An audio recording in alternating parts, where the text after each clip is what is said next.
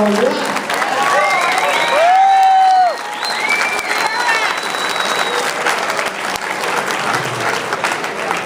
Now what she doesn't tell you is, Kate, when I decided to run for this and needed to replace you and me, I might have said to Sharon, it's an easy job, you'll have a lot of free nights. He actually, and this is honest, he said, you know, it's not that hard a job, you can make your own hours.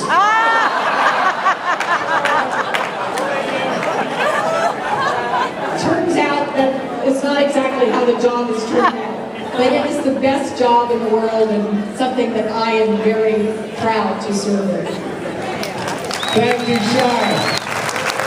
What can I tell you? I'm Irish and a politician. We're not constrained by the facts nor limited to the truth. Anyway, first of all, I should get this out of the way, and I know all of my friends behind me are holding their breath. They fasted for days. They're wondering what I'm going to say. So let me say it. I am a candidate for re-election to the United States.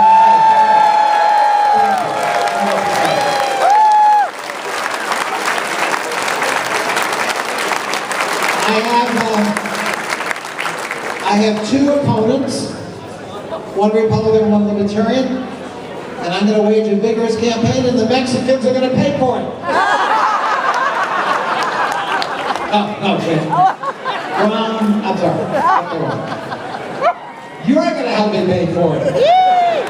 And thank you all for being here. This is our 22nd Celtic celebration, celebrated, as Sharon said, the holiest day of the year. St. Patrick's Day.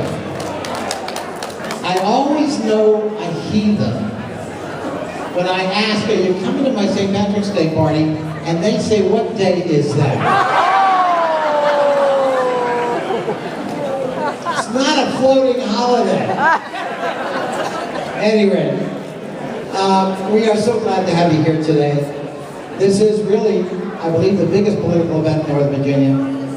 You all have been there with us in good years and in difficult years.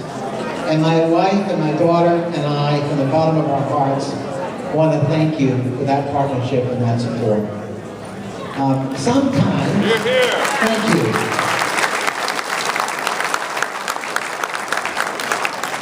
I believe, well, first of all, I believe that it helps where I am. This year, you know, in 2010, I got a lot of anger.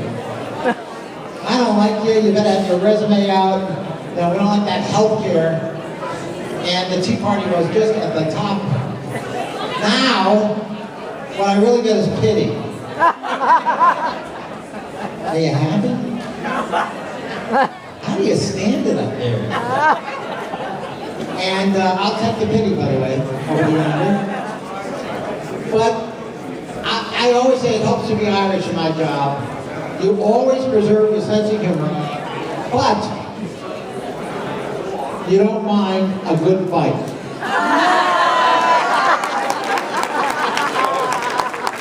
Speaking of good fights, I had one today. I don't know if you saw C-SPAN. We had the Republican governor of Michigan before our committee.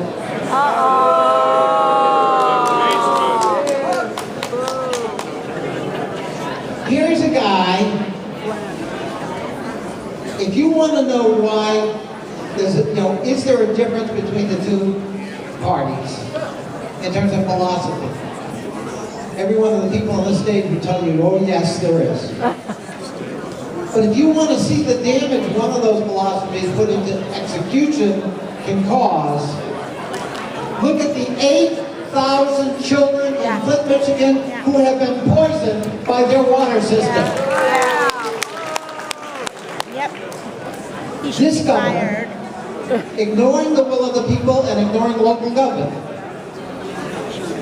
the people of Michigan repealed the emergency manager law to take away power from local government.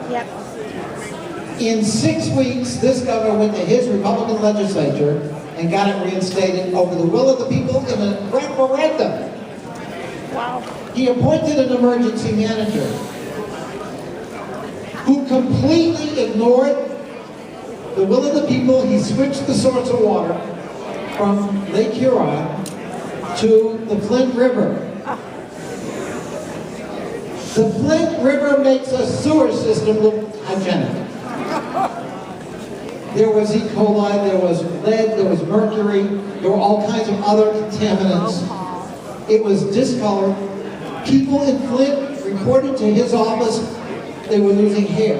They were having rashes, they were getting odd illnesses.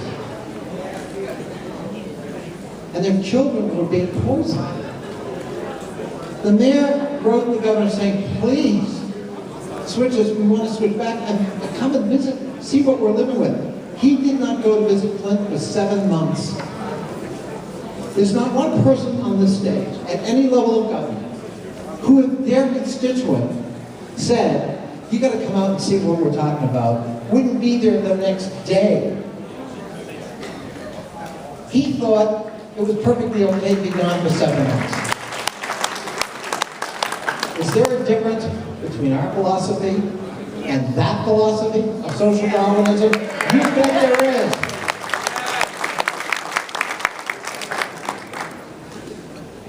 You bet there is. And I'll tell you, I feel so privileged to be in a position to take that fight to that governor who sacrificed his own people for an ideology. Thank you for giving me that opportunity to talk to people in the community.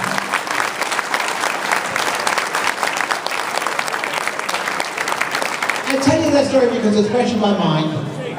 This tragedy you watch is going to rival the collapse of Katrina in the response of a government to its people. And it also underscores why we're in this business. The stakes are not about games. They're at times about the quality of life of people. And whether government's going to be responsive. Is it going to do its job?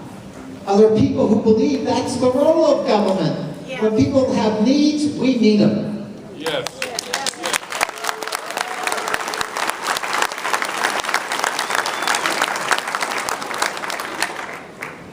So, that's why I'm running for re-election. And that's why I'm privileged to serve with all these wonderful people and others who are going to be with us tonight who are also willing to answer the call of public service. It's a wonderful life. Sharon has a lot of free time to call her. And call me. And this year could be a great year.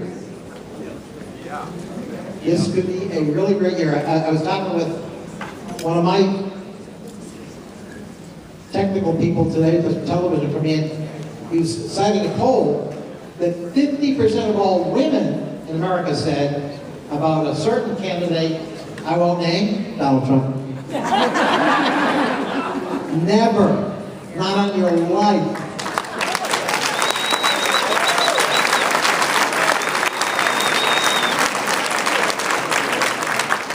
That suggests to me an opportunity on our side. And we're going to take advantage of it. And by the time this is over, Don and I are going to get reelected.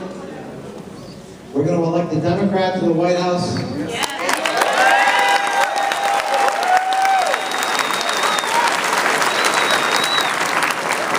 And Lou Ann Bennett is going to ride into the new Democratic majority.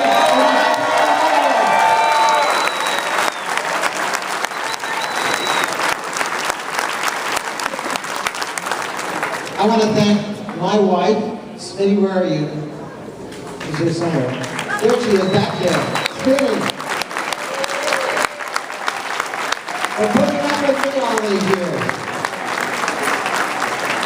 She still has most of her hair and everything. And my daughter, many of you remember when I began this journey, she was 3. Meet my 25-year-old daughter, Caitlin Rose.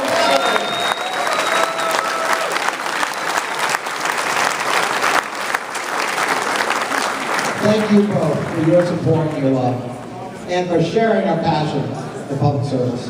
Ladies and gentlemen, have a safe evening. Remember to vote, and one more thing.